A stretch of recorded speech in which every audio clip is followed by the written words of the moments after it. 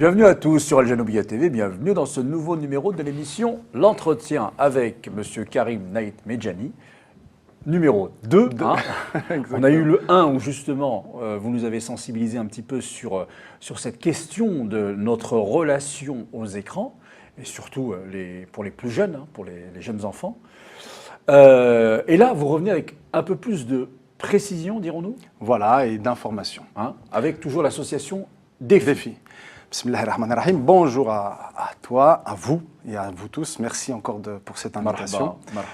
Maintenant, on va essayer d'apporter quelques éléments supplémentaires parce qu'initialement, je n'avais pas tout préparé, c'était pas préparé. Là, j'ai essayé de préparer, mais il y a beaucoup trop d'informations, donc j'ai essayé de synthétiser en 20 minutes. Ce qu'il faut absolument savoir. Alors, ce qu'il faut absolument savoir, la priorité, donc, c'est déjà de présenter l'augmentation phénoménale du nombre de troubles du comportement, du développement chez l'enfant ces 10 dernières années, dont l'autisme, qui a eu, bon, il parle de prévalence, avant il y en avait 1 pour 5000, et maintenant on parle de 1 pour 68. Il y en a qui vont jusqu'à 1 pour 45. Ouais. Enfants autistes. Où ça? Dans le monde. Dans le monde, d'accord. Alors, ça a été fait aux États-Unis, toutes ces données-là, mais il y a des statistiques qui ont été dans lesquelles on a pu constater qu'il y avait une prévalence de 1 pour 68, bon, surtout aux États-Unis, mais il y en a un peu partout dans le monde. D'accord. Mais alors, qu'est-ce qui nous dit que ça a une relation avec les écrans? Alors, les écrans, ça c'est autre chose pour l'instant, par rapport à cette prévalence. D'accord. C'est autre chose. Donc, surtout, ce sur quoi il faut insister, ce sur quoi je voudrais insister là maintenant, c'est déjà donner quelques conseils et avertir l'ensemble des gens qui nous regardent que les écrans, non seulement ils ont eu un impact sur les enfants, mais sur l'ensemble de la société. Les parents, on en avait parlé la dernière fois, que les parents qui n'avaient pas correctement géré les écrans, c'était très difficile pour eux, par la suite, de pouvoir mettre en place une gestion correcte des écrans. Or, les écrans, c'est l'objet qui, pour moi, qu'a inventé l'homme, qui, pour moi, est le plus puissant, aussi bien d'un point de vue bénéfique, je dirais pas maléfique, mais d'un autre, du point de vue de la... des inconvénients qu'il peut apporter, quoi. C'est pire que les inconvénients, mais c'est ça, merci. Ouais. Des inconvénients qu'il peut apporter. Des dommages. Des dommages, merci. Ouais. Des dommages qu'il a fait. Ouais. Parce qu'un écran... Quand ils ont sorti les écrans, ils ont inventé les écrans. C'est très récent, les écrans, c'est moins d'une cinquantaine d'années, ou à peu près une cinquantaine d'années, avec l'ordinateur. Donc l'un des premiers ordinateurs, d'ailleurs, c'est Steve Jobs qui les avait fait avec un écran. Parce que les ordinateurs avant, ils n'avaient pas d'écran, c'était des touches, des lumières, etc. Donc quand il a sorti ça, on a ouvert la porte à l'Internet, aux tablettes, aux smartphones, etc. Donc quand ils ont sorti les écrans, ils n'ont pas réfléchi à l'impact que ça pouvait avoir dans le développement de l'être humain et au niveau de la société. Ils ne les connaissaient pas d'ailleurs. Ils ne les connaissaient pas. Et d'ailleurs, jusqu'à présent, le monde médical ne les connaît pas. Ouais. On a été les cobayes en fait. Voilà. Et c'est pour ça qu'il ne faut pas jeter la pierre, ni sur le monde médical, ni sur les parents, qui ont surexposé sans le savoir leurs enfants. Et nous-mêmes, on a été surexposés de façon différente. Mais il ne faut surtout pas jeter la pierre sur les parents, qui ont justement des enfants. C'est ce qu'on est en train de dire justement. Alors, c'est en cours d'étude.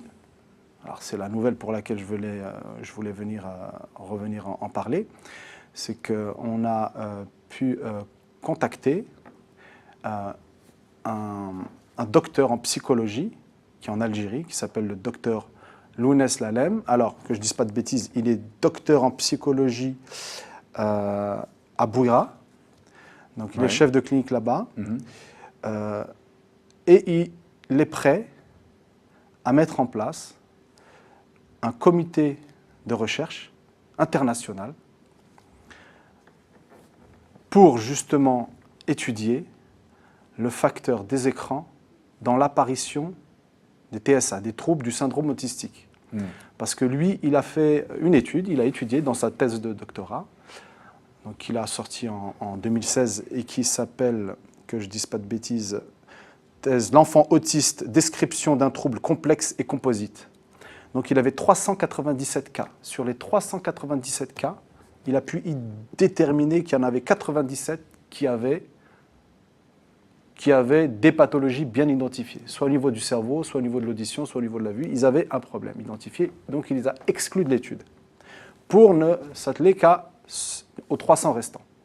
Parmi les 300 restants, il en a perdu beaucoup. C'est-à-dire que c'est des personnes qui ne sont pas revenues à la clinique, à l'hôpital, parce qu'ils sont... Chez nous, c'est en Algérie, chez nous en Algérie, ou dans le Maghreb en général, on a des traditions, des thérapies traditionnelles. On va se rapprocher sur on appelle ça le harkouch ou les thérapies herboristes, etc., je ne sais pas quoi. Donc il les a perdus, ils ne sont pas revenus. Il en a gardé 117. Et les 117 cas, tous les 117 cas étaient surexposés aux écrans. Alors, parmi ces 117 cas également, les 2 parents travaillaient. C'est important de savoir ça. Les 2 parents travaillaient. Ils étaient dans quel environnement? Est-ce que c'était en ville ou à la campagne? Alors, lui, c'est à Bouira. Donc, c'est une grande ville, il y a de la campagne. Je ne vais pas poser la question là-dessus, mais on pourra faire... Parce que c'est très important, parce que un enfant, un individu, un humain, dès lors qu'il passe toute sa vie en ville, il n'est déjà pas dans son environnement naturel. Donc, il est déjà affaibli. Voilà. En fait, les écrans ne vont, certes, vous avez raison, mais ne vont qu'ajouter à un problème réel. C'est comme si je retirais un poisson de l'eau. Voilà. Je prends un poisson de la rivière, je le mets dans un bocal. Il est évident qu'il s'affaiblit dans le bocal. C'est des éléments qu'il a pris en compte dans son étude. Je ne peux pas vous les citer parce que je ne sais pas tous, il y a trop, puis ce n'est pas l'objet de cette intervention-là. Il a pris toutes ces choses-là en compte. Et il a pris également, qu'est-ce qu'il a pris en compte? Il a pris le temps d'écran. Le temps d'écran. Le temps passé devant les écrans, après avoir discuté avec les parents, le père et la mère qui travaillaient tous les deux. Et il s'est aussi attaché à la relation qu'avait l'enfant avec ses parents. Quelle relation avait-il avec ses parents? Et ça me permet de rebondir sur la thérapie dont j'avais parlé, dont j'avais dit 2 mots la dernière fois, qui s'appelle la thérapie Andalusia, très bien, qui a été donc créée par Madame Driouech, algérienne, un psychologue algérienne. Donc, ils vont essayer de la mettre... Alors, rappelez-nous tout de même, en quoi consiste Alors, c'est une thérapie, je ne vais pas rentrer dans le détail parce que c'est très compliqué, mais elle a étudié énormément la psychologie de l'enfant et l'attachement. Mais c'est la seule thérapie au monde, qui préconise l'abstinence totale et sans discussion des écrans, des sons électroniques et des lumières qui clignotent. Vous savez, les jeux là, sur lesquels il y a des... Tout ça, c'est proscrit. Pour ces enfants-là qui sont nés, alors je précise, qui sont nés sans pathologie détectable, identifiable à la naissance. On ne parle pas d'épigénétique. Alors, épigénétique, c'est un gros mot. C'est un grand mot parce que l'épigénétique, c'est une nouvelle science, entre guillemets, qui a pris un essor formidable durant ces 15 dernières années. Alors l'épigénétique, ça veut dire au-dessus de la génétique. Donc on connaît tous à peu près la génétique, donc c'est l'étude des gènes, les gènes pour faire simple. C'est ce qui va nous dire quelle taille on va être, homme, femme, quelles couleurs sont de nos yeux, qui va fabriquer nos protéines, etc., etc. On ne rentre pas dans les détails. C'est le code qui va nous dire comment on va être. Ils ont déterminé en 2003, je crois, lorsqu'ils ont étudié le génome. Donc le génome, c'est tout notre code génétique. C'est des lettres, c'est des briques qui disent, voilà, on va être comme ça, on va être comme ça. Ils se sont aperçus de quoi? Qu'en fait, qu'il y avait 2%, que 2% de cet ADN-là qui était utilisé pour fabriquer des protéines, des enzymes, etc. C'est-à-dire pour nous fabriquer. Ils ont besoin que de ce 2%-là. Tout le reste, il y en a à l'époque qui l'avaient appelé ADN poubelle, mais en fait, on se rend compte que ce n'est pas de l'ADN poubelle. C'est ça l'épigénétique. En fait, c'est vraiment synthétique, c'est juste pour avoir une idée. C'est que c'est 98%, donc ça représente 3 milliards, parce qu'il y en a à peu près 3,2 milliards de briques, pour simplifier. Ça représente 3 milliards 200 millions. Ça représente 3 milliards qui ne codent pas. Ils se sont dit, ça ne sert à rien. Et là, ils sont en train de se rendre compte qu'en fait, cette partie-là, elle va agir sur les gènes. Vous êtes en train de nous dire qu'il y a des spécialistes qui se sont dit qu'il était possible que ces 2%-là ne servaient à rien. Non, les 90% ne servaient à rien. Mais c'est encore pire. Ben c'est pire, oui. Les 98% ne servaient à rien. Mais en fait, ils servent énormément. Et c'est l'environnement qui va façonner l'activation, enfin qui va déclencher l'activation par ces 98%. Alors c'est en pleine recherche tout ça. Ces 98%-là vont aller bloquer, activer ou désactiver les gènes. Donc Si on a les bons gènes, ils vont être opérants, ils vont être opérationnels, mais ils peuvent être bloqués aussi, en fonction de l'environnement. Alors justement, l'environnement politique, économique, social, Familial. qui en découle. Mais est-ce qu'il est possible aujourd'hui de déconnecter? Alors, parce que prendre des décisions qui ne seront pas applicables et qui ne seront pas appliquées sinon par une petite minorité de gens qui auront l'intelligence, qui auront la patience, qui auront les moyens de le faire, etc., etc. Très bien pour eux, tant mieux, heureusement. Mais pour l'immense majorité des cas, la pression sera telle, et vous le savez, que le résultat ne risque-t-il pas d'être une goutte d'eau? Alors justement, on n'a pas encore parlé des moyens d'action là-dessus. Ce qu'on est en train de dire, c'est qu'il n'y a pas que les écrans qui jouent. Les écrans ont un effet. On est en train d'émettre l'hypothèse que justement ces écrans-là, puisqu'ils font partie de l'environnement, ont un effet sur cette épigénétique. Qui peut être transmissible et qui se perd en génération. Et c'est réversible, en fait, cette histoire-là d'épigénétique. C'est-à-dire, en fonction de ce qu'on mange, donc qui est influencé par ce qu'on voit. Ce qu'on voit quoi? Dans les écrans. Au Sénégal, mais c'est dans le monde entier. L'une des premières causes de mortalité chez les plus de 45 ans, 50 ans, c'est l'AVC. L'une des plus grosses mortalités prématurées, évitables. J'aurais pu ne pas mourir à cet âge-là, mais je suis mort à cet âge-là parce que je suis sédentaire, je mange des cochonneries. Alors, stimulé entre guillemets par les écrans. Alors, c'est un facteur, l'écran, qui doit être pris en charge. Pris très au sérieux. Très au sérieux par la communauté internationale, par l'OMS, par tout le monde, par les médecins. Et il y a une prise de conscience mondiale qui se fait par rapport à ça. C'est pour ça que j'avais parlé de ça, enfin de l'interdiction des écrans pour les moins de 3 ans, notifiés dans le carnet de santé. Donc il y a une prise de conscience qui se fait, mais il faut aller au-delà de ça. Il faut aller bien au-delà de ça, puisque comme ce que j'avais dit la dernière fois, chaque tranche d'âge a été touchée, impactée par l'usage des écrans. Mais vous entendez que les écoles vont les intégrer, que bientôt il n'y aura plus de cartable, c'est en cours de discussion, ça. C'est en cours de discussion. Ils ont dit, on va faire de l'école numérique. Bien sûr, l'école numérique. Mais un enfant de 7 ans, mais à 3 ans, ils sont à la maternelle, ils leur donnent des tablettes, ils ont des écrans, comment ils appellent ça, des tableaux, j'ai oublié le terme. C'est des grandes tablettes, on va dire. C'est un écran sur lequel les enfants, et quel est l'intérêt? Pour le sensibiliser à quoi? Il est en plein développement, cet enfant-là. Il a besoin de se développer naturellement.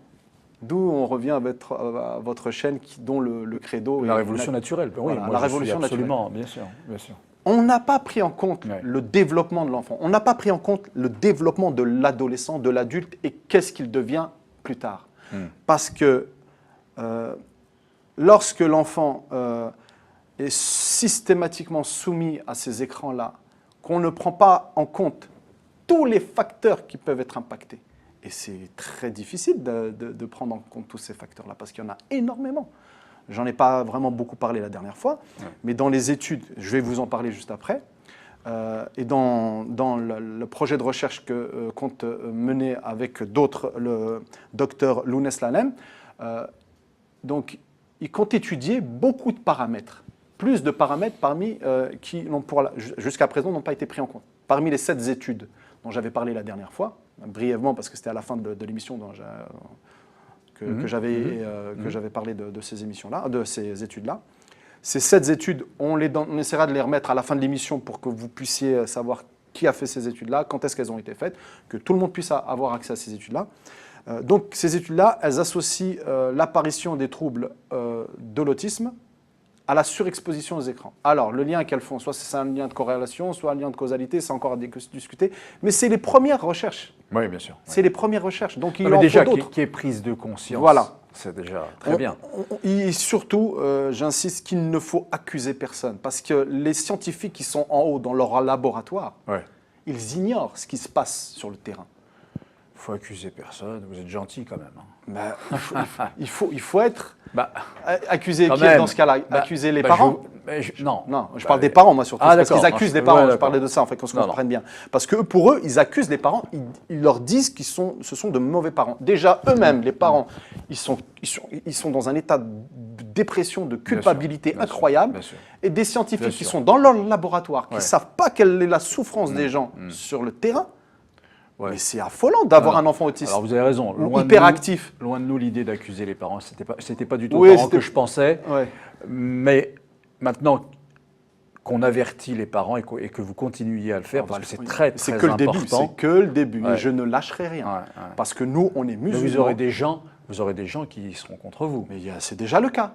C'est déjà le Alors cas. comment vous gérez ça? Alors justement, on leur dit, il y a veut... des lobbies puissants tout de même. C'est le lobby les plus puissants au monde qu'il y a derrière ça. Ouais. L'armée américaine. L'armée américaine. Donc vous voulez affronter l'armée américaine. je suis qui? Je suis rien du tout. Alors comment vous allez faire? Moi, ce qui se passe, c'est que je n'ai peur de rien. Ouais. Je n'ai peur de rien. Je suis simplement, c'est pas un lanceur d'alerte. Ouais. J'ai des informations, je veux communiquer ces informations-là. Il faut que ces informations, pourquoi je vais les garder pour moi? Il y a des choses qui me font halluciner. Il y a des choses qui sont incroyables, qui sont à portée de tous, à portée de connaissance de tous, à la connaissance de tous. Je veux dire, pourquoi je vais passer ma vie devant des réseaux sociaux qui peuvent être très intéressants? Ouais. Mais quand ce sont des informations débiles, il y a des informations qui sont complètement débiles, qui ne nous font pas de notre temps.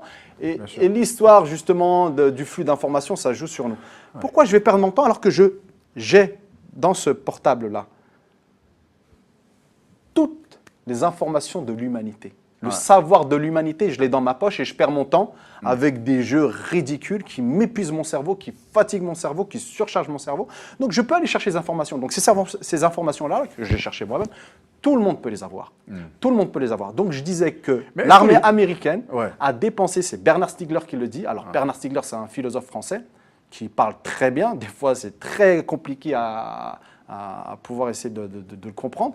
Mais il a une bonne vision sur l'autisme. Il est philosophe. Et je vous invite à regarder son émission « Temps de cerveau disponible », qui est passée il y a quelques années, qui est vraiment, quand on la remet au goût du jour là maintenant, on se dit, c'est il y a plus de 10 ans qu'il a sorti cette émission-là, ou que je ne vous dise pas de bêtises, 2011 ou 2004, je ne sais plus, c'est pas grave. Mais regardez, c'était quand même il y a quelques années, regardez cette émission-là, revoyez-la posément, prenez des notes sur ce qu'il dit, parce qu'il y a des choses très intéressantes dans l'émission. Et on essaie d'avoir un peu de recul sur soi et sur sa façon de gérer les écrans. Donc lui, dans une autre émission, dans cette émission-là, dans un entretien récent, il a dit quoi? Il a dit que, d'après une étude de... Je ne vais pas vous dire de bêtises, il cite la personne qui a fait l'étude, durant les 20 dernières années, l'armée américaine a dépensé plus de 1000 milliards de dollars pour les médias. Pour les médias? Oui, les médias. Comment ceci, cela, c'est incroyable. Comment je vais dépenser 1000 milliards de dollars si j'y gagne rien? Ils y gagnent forcément quelque chose. Quoi? Je ne sais pas. Je ne suis pas dans la théorie des complotistes, etc. Ce n'est pas ça. Ce que je dis, c'est qu'on a ces informations-là, il faut se poser des questions. Il y a des gens qui ont des connaissances, qui ont des savoirs, qui n'osent pas les dire. Qui n'osent pas parce que, justement, ils ont peur soit pour eux, soit il y a des pressions des lobbies. Soit ils ont changé, ils ont retourné leur veste. Je ne citerai pas de nom, ce n'est pas l'objectif d'accuser les gens. Je ne suis pas là pour accuser, je suis là pour informer. Alors, qu'est-ce qu'il faut encore savoir par rapport à cette histoire d'écran? Alors, qu'est-ce qu'il faut pour savoir? Les parents. Pour les parents. Donc, il faut savoir que Annelise Ducanda, dont j'avais parlé, dont j'avais dit 2 mots la dernière fois, qui a lancé une alerte, alors je la soutiens à 200% dans tout ce qu'elle dit.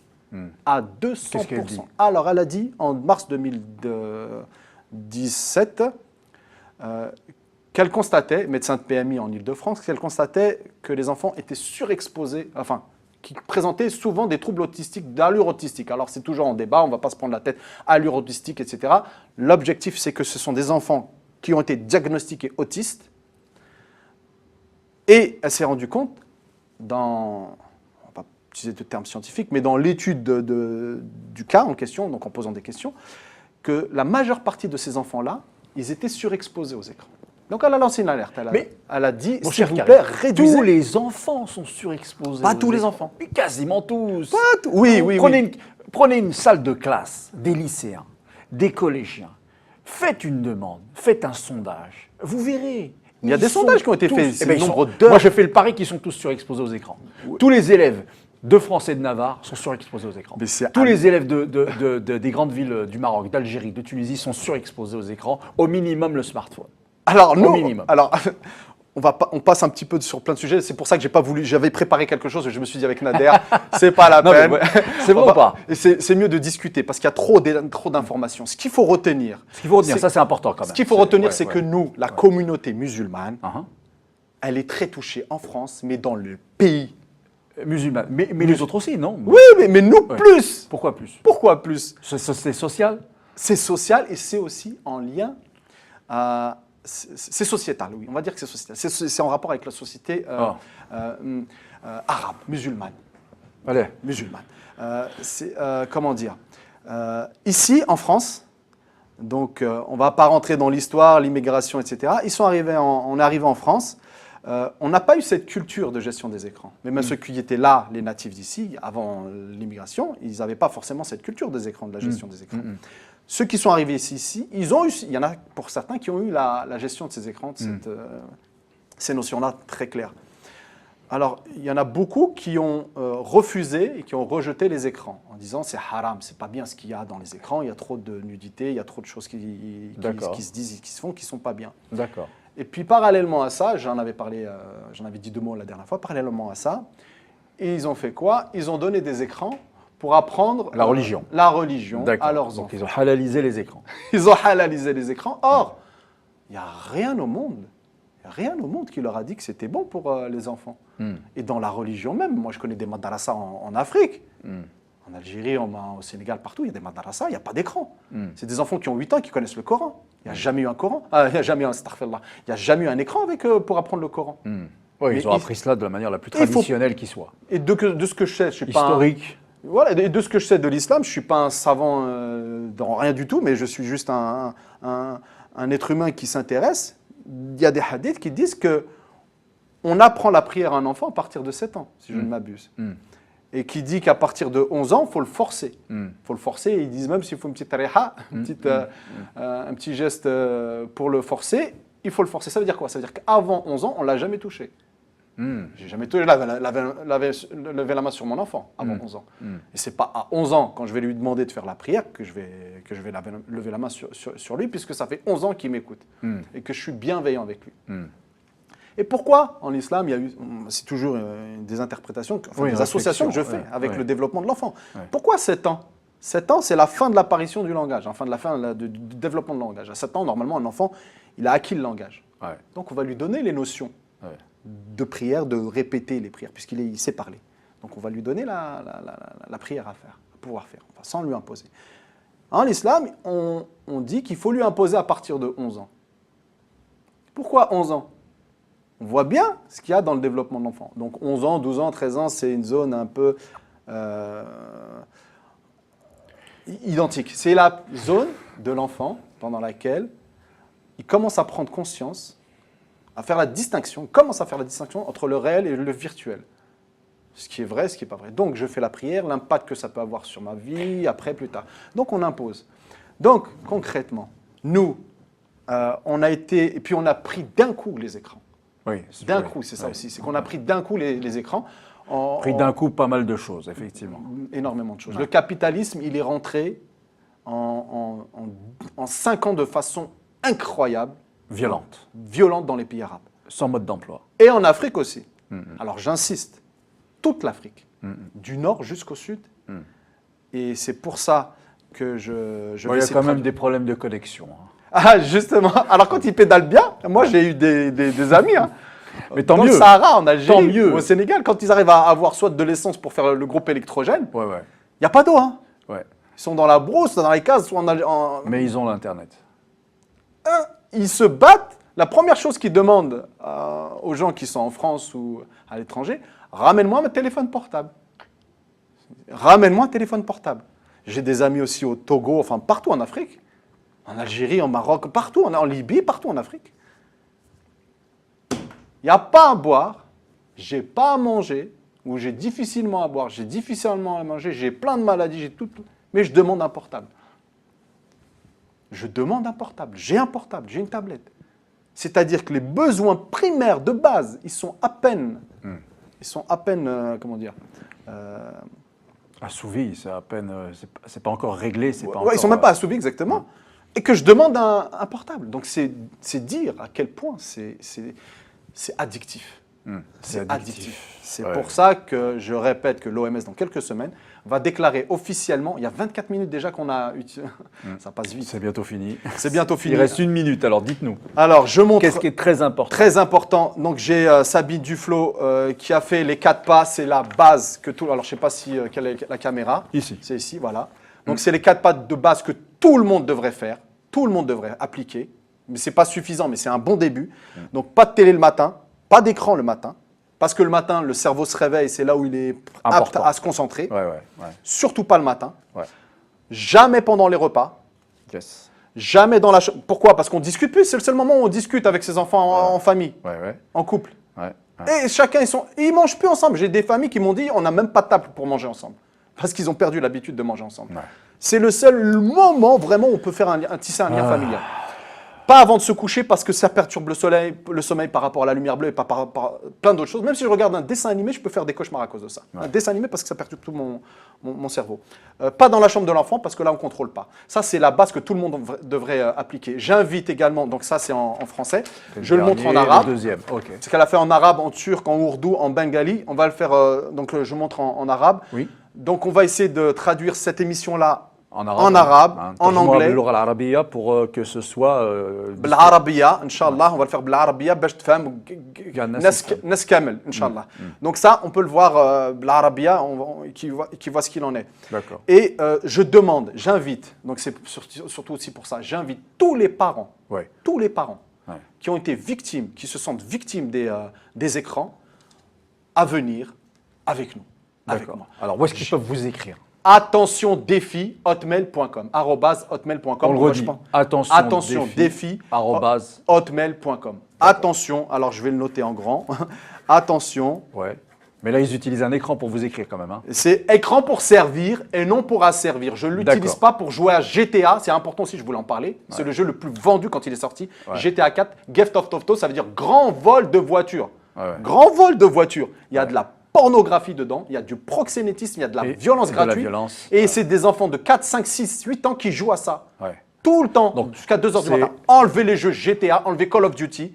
Call of Duty qui mordre la poussière, un truc comme ça, je sais plus ce que ça. Je tue tout le monde, je tue les Afghans, je tue l'Irak, ils ont des chèches et je les tue. C'est tout ce que je fais. Ça a été... Et après, on s'étonne que voilà, on s'étonne des résultats. Voilà. J'ai répertorié plus de 30. On a des gouvernements qui disent amen, qui disent oui à tous ces jeux-là, et ensuite, ça vient s'étonner des résultats violents que nous avons. Voilà. Donc, c'était un peu ça les responsabilités que je voulais souligner tout à l'heure, et non pas les parents qui sont... Eux aussi ont une responsabilité. Moi, je ne dégagerai jamais la responsabilité des parents. Voici l'adresse. Ils viennent en dernier. En attendant, voici l'adresse en attendant. Attention. Attention, défi hotmail.com. Ok. Attention défi, envoyez-nous un mail. Il y a un dernier mot. Un dernier mot. Il y a Fogg qui a créé la captologie. La captologie, c'est comment dirais-je, c'est une science qui utilise tous les biais de notre cerveau pour rentrer dans notre cerveau et c'est utilisé par tous les gens de la Silicon Valley. N'oubliez pas, on nous manipule de A à Z. D'accord. À très bientôt. Merci Karim. Merci. Voilà. Donc, vous savez où écrire. Je répète une dernière fois l'adresse Karim. Attention défi @hotmail.com. À bientôt pour un nouveau numéro de l'émission L'Entretien sur votre chaîne Al Janobia TV. Au revoir.